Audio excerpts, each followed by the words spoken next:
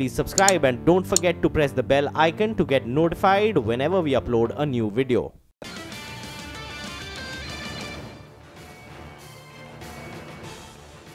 Welcome back. Well, the iconic Taj Mansingh will go under the hammer on 28 September.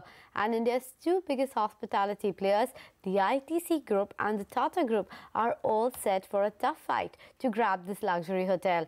Sources tell us that both the companies have submitted their bids for the proposed takeover. Kritika Saxena joins us now with more details. Kritika, over to you. Oh yes, it is the clash of the titans.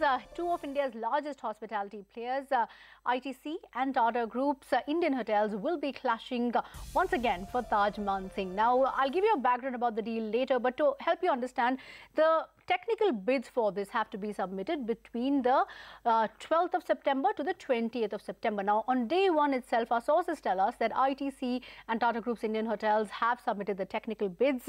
Now, these are technical bids wherein NDMC, that is the New Delhi Municipal Council, will identify who meet the eligibility criteria, and based on that, shortlisted players are going to be identified by the 25th of September. Now, these shortlisted players will be allowed to bid in the e-auction, which is on the 28th of September. It's a complicated process.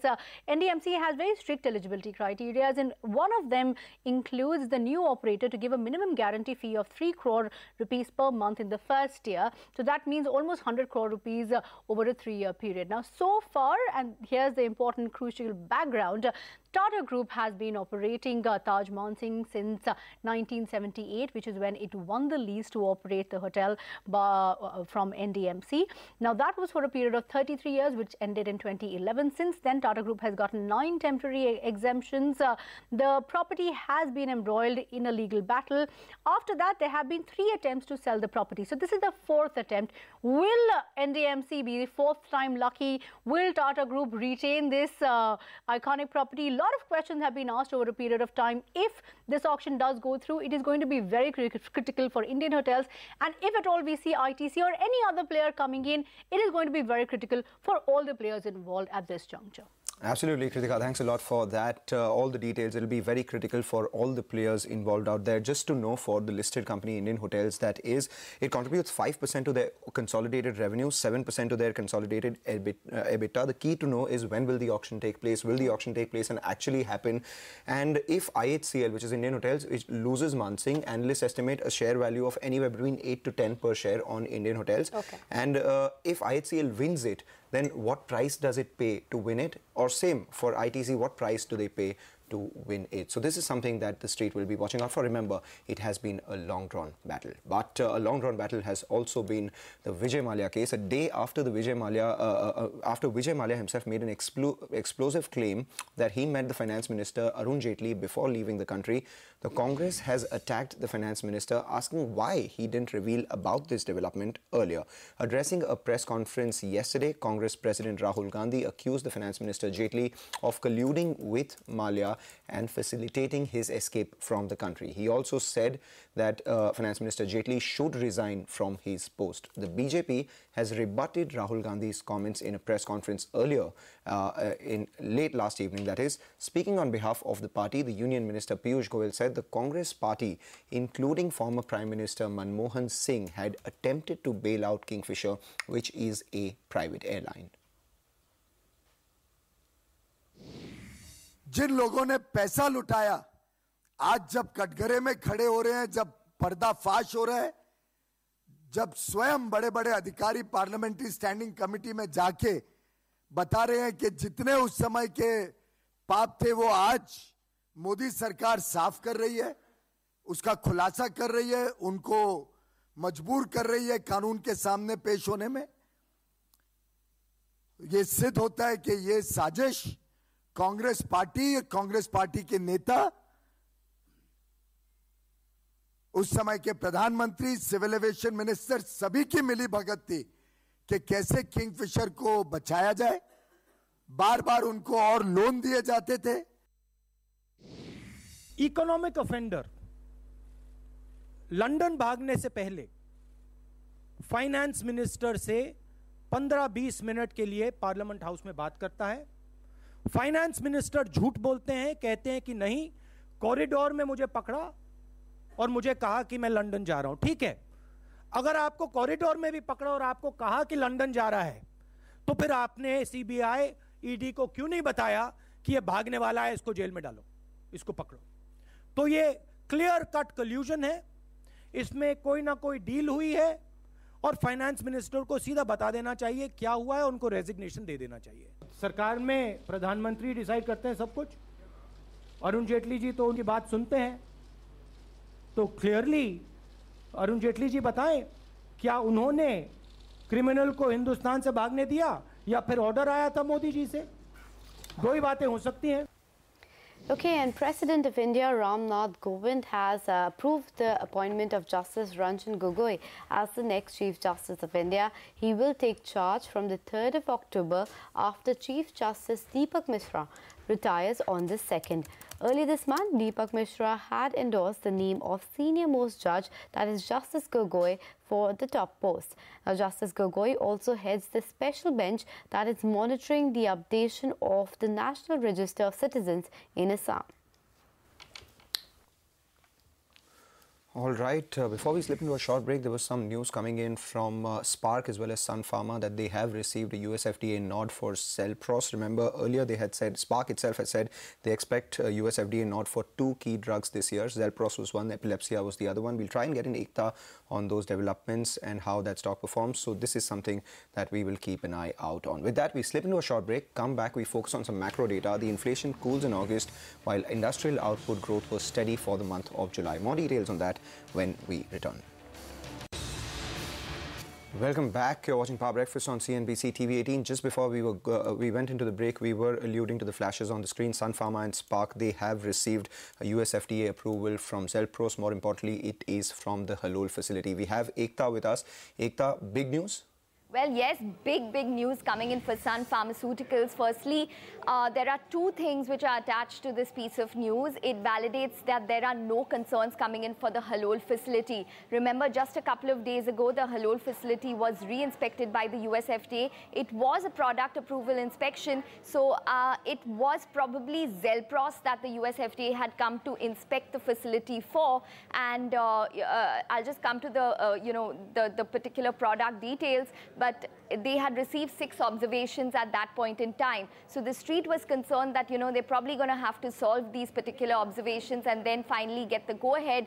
But the golden rule for any kind of company getting observations on their facility is that if you get an approval from that plant, the US FDA does not have an issue with that particular facility. So this is important news which has come in both for Spark as well as Sun Pharma. Spark is Sun Pharma's R&D arm. There are 2 key products which were filed from the Halol facility for Spark, which was Zelpros as well as Epilepsia. Zelpros is basically an eye drop drug. It's an ophthalmology drug, which now means that, the Spark management and Sun Pharma will be able to, in fact, launch that particular drug in the US market. I need a few more minutes in terms of the financial dynamics of it, in terms of competition, etc. There is some amount of limited competition that exists in the market, but this particular product will add to the specialty pipeline for Sun Pharma, and that seems to be the key differentiator for Sun Pharma from the rest of the pack, and that's the reason that Sun Pharma has been getting that premium, because they have this list of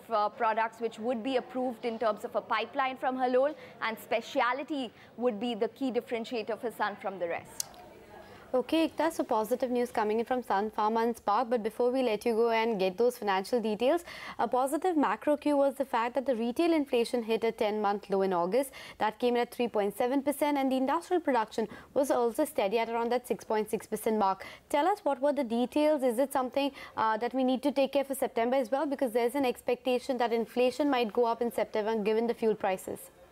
Well, yes, absolutely. The CPI and the IIP data, in fact, was bang in line with what the street was expecting. So the CPI data did soften on a month-on-month basis. And in fact, it was due to food inflation and primarily due to vegetables, which in fact were quite subdued this time round. So that was actually a positive which came through for the CPI data. But, it also rests in terms of the current dynamics that we're dealing with. So while the core inflation also softened to 5.9% versus over 6% on a month-on-month basis. We are dealing obviously with a depreciating rupee and Brent crude, which is elevated. So I think the RBI might consider this, but it would probably be considered as backdated data at this point in time as well. For the IIP data, no complaints there. It was really led by the manufacturing data, and it was an above 6% figure that came in this time round, just about a marginal dip on a month-on-month basis. Right, Ekta, thanks a lot for that, but we're not going to let you go just as yet. In a setback to leading drug manufacturers, the central government has banned a total of 328 drugs, and this is due to health risk to patients. What are the drugs and what are the details of those? Well, actually, you know, the impact should be limited because this particular ban goes back to the 344 drugs that were banned all the way back in 2016.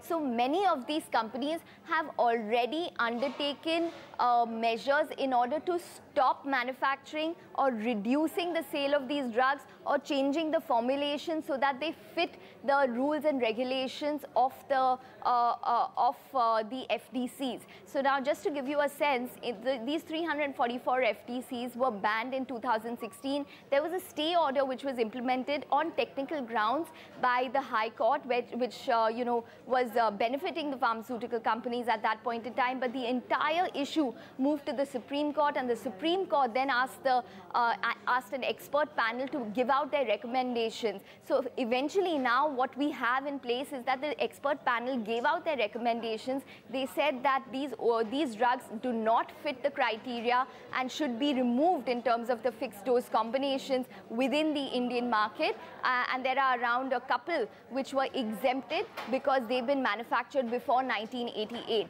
Yes, there are key drugs such as Saridon and Glycodin which are in this list, but remember that many of these companies were already aware that this is going to happen. So, for example, a key example of this is Pfizer's Corex, where, you know, in 2016, 2017 onwards, they started withdrawing that particular drug from the market already, and they introduced new variations. So the impact of this per se is going to be limited financially. What we need to watch out for, and what would probably be a negative, is that there are over 600 drugs in the pipeline in terms of possible FDC bans in the future, and that would be a key risk.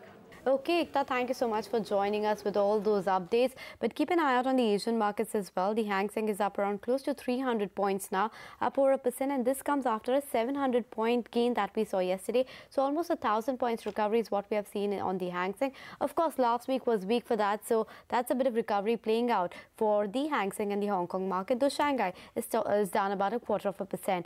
But let's slip into a quick break on that note. We'll come back and get you a check on the cues to watch in the futures and options space. Welcome back. Well, the big cue for the weekend is that the Prime Minister will hold an economic review and a crucial meet with the top officials. And ahead of the Prime Minister's economic review, top government officials say that they're vigilant and will act when appropriate. Shireen Bhan is here with what can be the key issues to take note of in this meeting.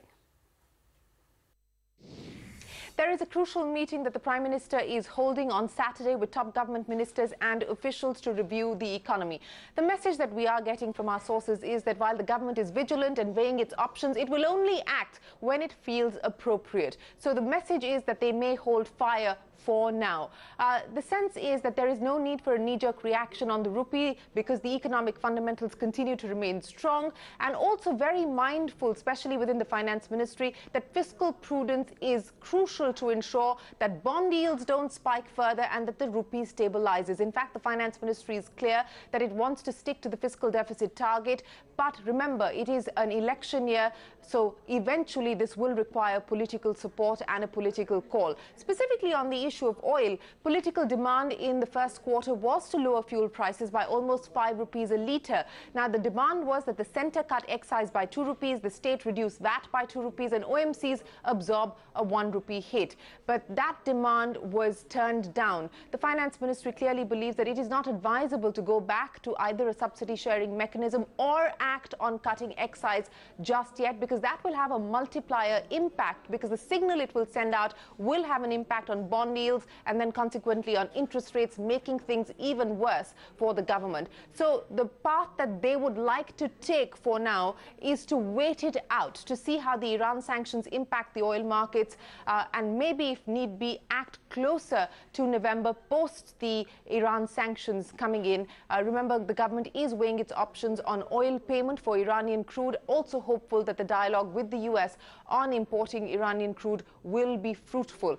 The message that the political class, especially within the BJP, is going to be sent out is that an excise cut at this point in time will restrict the government's ability to spend on things like Ayushman Bharat, which is the Prime Minister's health insurance program, and other development schemes. So that's going to be the sales pitch to the leaders within the BJP.